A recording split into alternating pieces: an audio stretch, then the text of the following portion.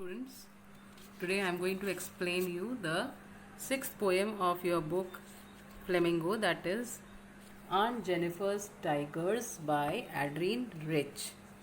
So first of all, let me give you a brief introduction of the poet Adrienne Cecil Rich.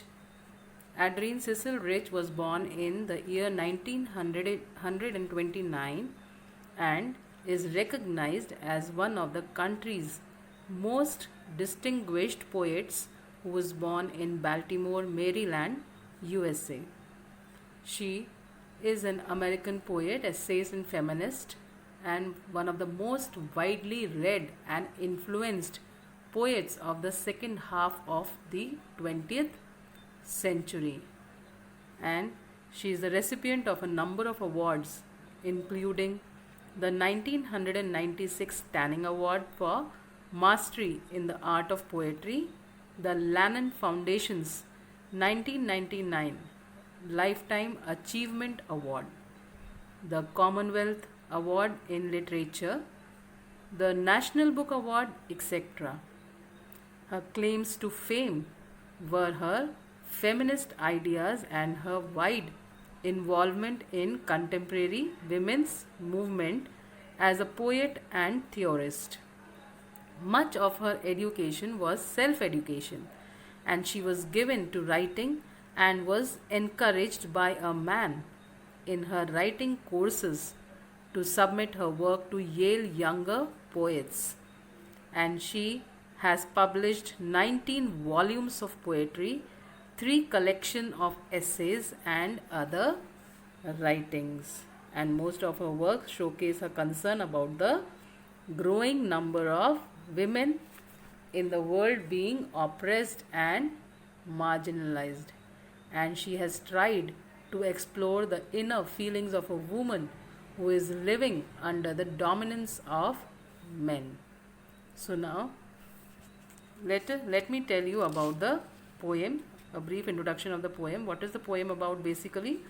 This poem, Aunt Jennifer's Tiger, is clearly a feminist poem, and it is critical of the male world for terrifying and oppressing Aunt Jennifer and causing her to create an alternate world of freedom which she inhabits only in her imagination. It is her make-believe world of escape. The 3 quatrains, that is the 4-line stanzas, expose the desolating effects of patriarchy and the struggle for existence and the deep conflicts of the bondage have given rise to gender conflicts.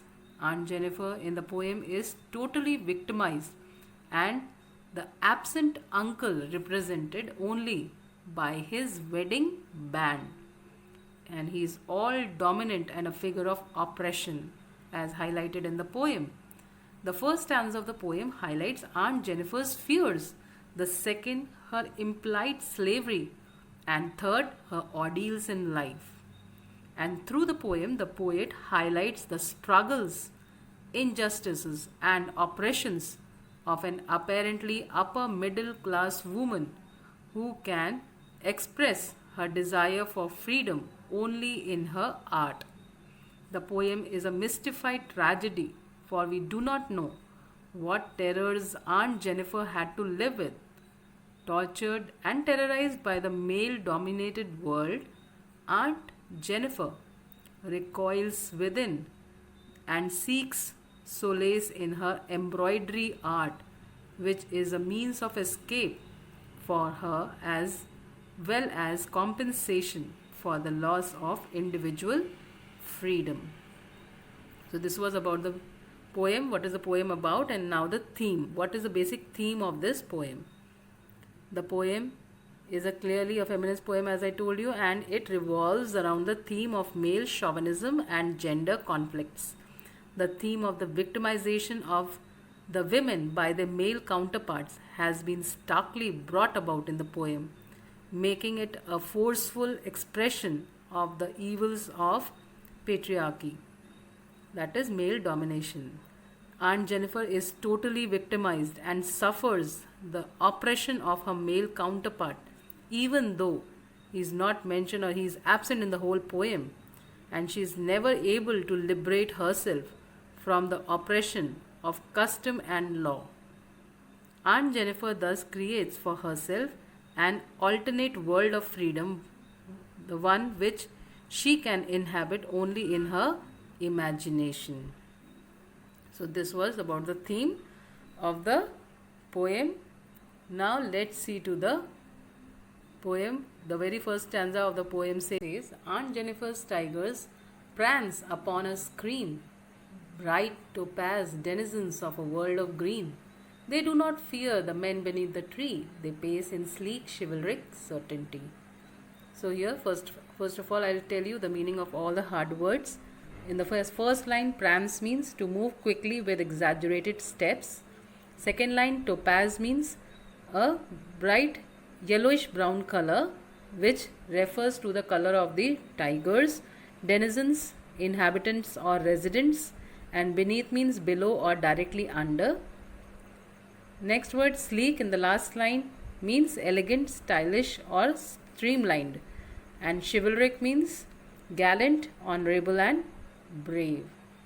So in these lines, the poet is talking about a lady whom she addresses as Aunt Jennifer, who is embroidering a piece of cloth, and it could be a tablecloth or a wall hanging, and the pattern shows tigers who are moving and jumping around all over the fabric, and they are bright yellow in color like the color of topaz stones. Here topaz is used as a metaphor to depict the color of the tigers. The dense green forest background is their home, and they are proud and fearless citizens of the forest. And here is a contrast between Aunt Jennifer and her tigers. The tigers are fearless, but this lady who is embroidering them is not so. The tigers look elegant, shining and full of gentleman's grace. So here in these lines, in all, the poet says, or she is describing a lady whom she calls as Aunt Jennifer, and she says that Aunt Jennifer is doing embroidery on a piece of cloth which could be a tablecloth or a wall hanging, and she has designed it with beautiful tigers which are running fearlessly in the green forest, and she has described their beauty by comparing them with a precious yellow stone known as topaz, and she says that they appear bright yellow in the green backdrop of the forest, and they are fearless and they are not affected by the presence of men. And here we can sense the contrast of behavior between tigers and aunt. Though the tigers designed by her are fearless, but she herself is afraid of her husband. And further, the poet says that the tigers are proud and fearless citizens of the forest, and they are very shiny and elegant. So now let's see to the literary devices. Rhyme scheme is AABB. Anaphora is used in these lines. What is anaphora? It is the use of same word in two consecutive lines, like they do not and they pace in. So here they is repeated, so it is anaphora over here. Metaphor, it is the poet describes uses use of topaz to describe the yellow color of tigers. That is bright topaz he has used for the tigers, which is a metaphor. Now let's move on to the second stanza. The second stanza says, Aunt Jennifer's fingers fluttering through her wool find even the ivory needle hard to pull. The massive weight of Uncle's wedding band sits heavily upon Aunt Jennifer's tigers. So first of all, let's see to the meaning of all the hard words.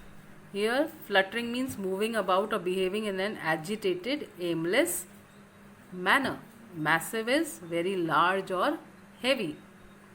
So here, the wedding band means a wedding ring in a form of a plain band.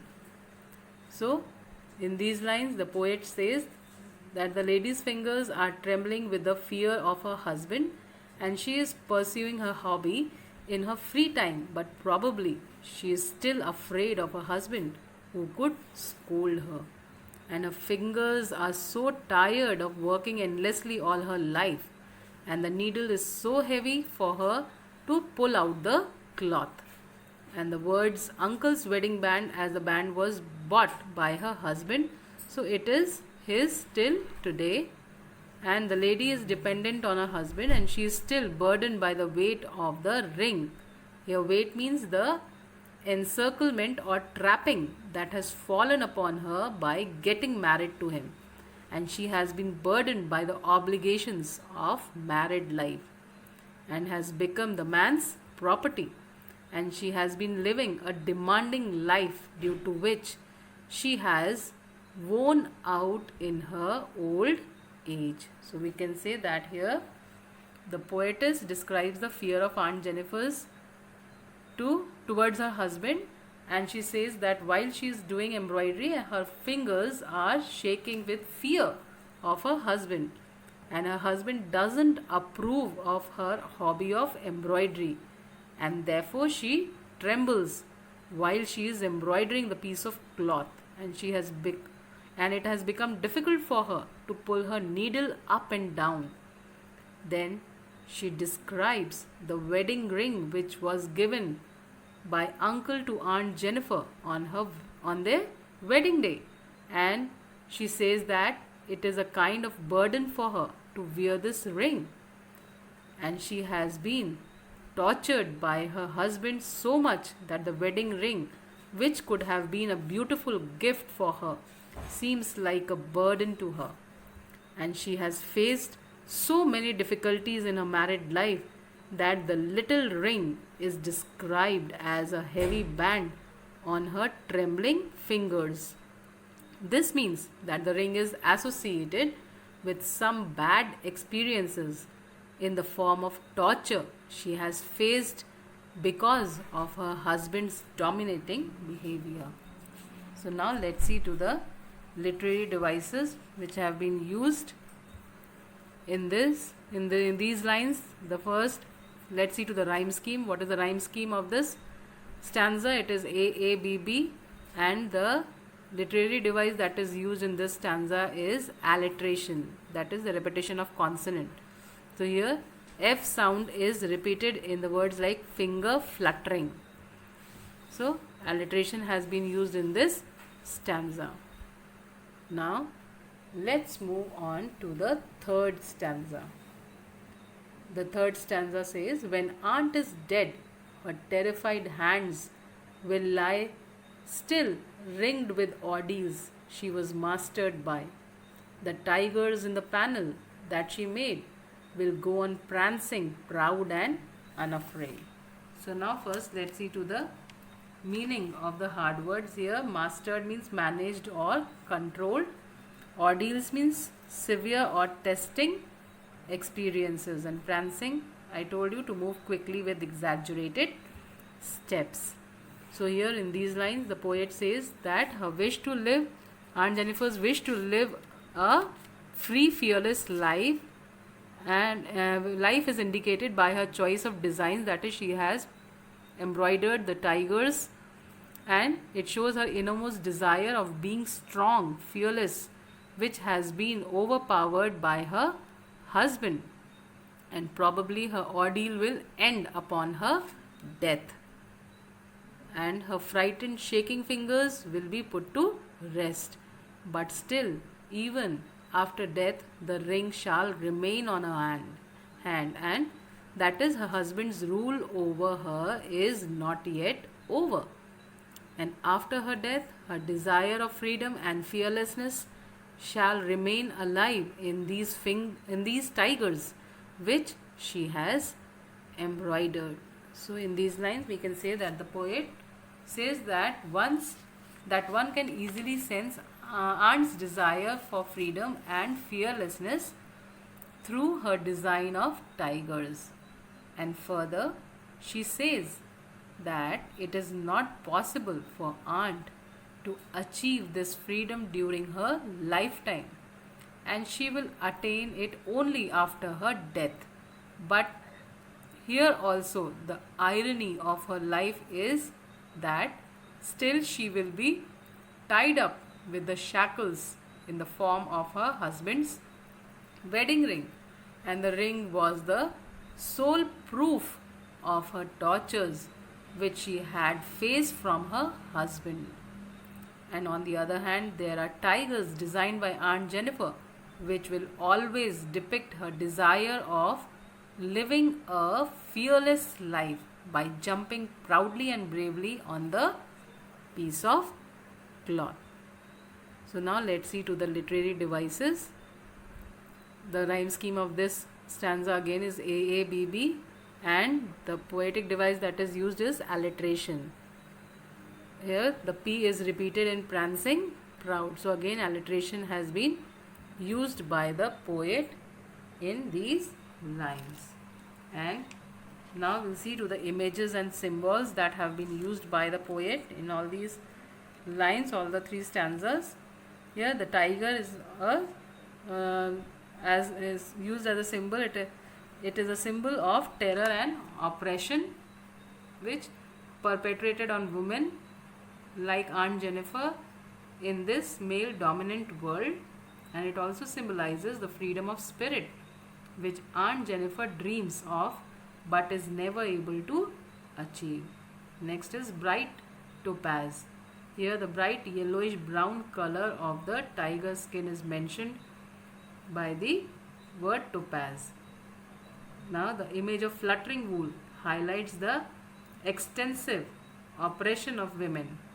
Aunt Jennifer is so victimized and oppressed that her frail fingers are not able to carry the weight of something even as light as wool, and her struggling with the ivory needles suggest the loss of her individual identity under the weight of uncle's domination and her terrorized state of mind. And here uncle's wedding band symbolizes the suppression of women in matrimony. The wedding band is symbol of the oppression of women by custom and law, and it also symbolizes so-called male authority and dominance. For many, men and women are mere personal possessions. And then ringed with ordeals, it is an image used by the poet to express the struggles of the spirit, racial and religious injustice and oppression that Aunt Jennifer suffers but never expresses or complains against, and no one knows the trauma that Aunt Jennifer has to undergo.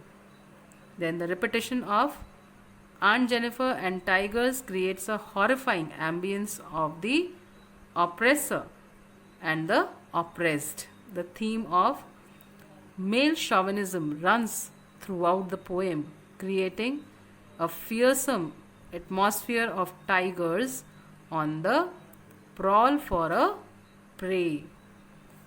So now let's see to the all the literary devices, and now let's see to the appropriateness of the title, whether the title given by the poet is appropriate or not. So we can say that Aunt Jennifer's Tiger is an appropriate title in that it refers to tapestry Aunt Jennifer has made. It contains some ferocious, proud, fearless and prancing tigers, and the title also suggests the tiger-like terror Aunt's husband also, as Aunt husband was, and she was in constant fear of him and felt trapped and suffocated in marriage. And she felt that her husband was her master, and she was a tame animal who must carry out his command. So this is all in this poem. I hope you all have understood it. Thank you.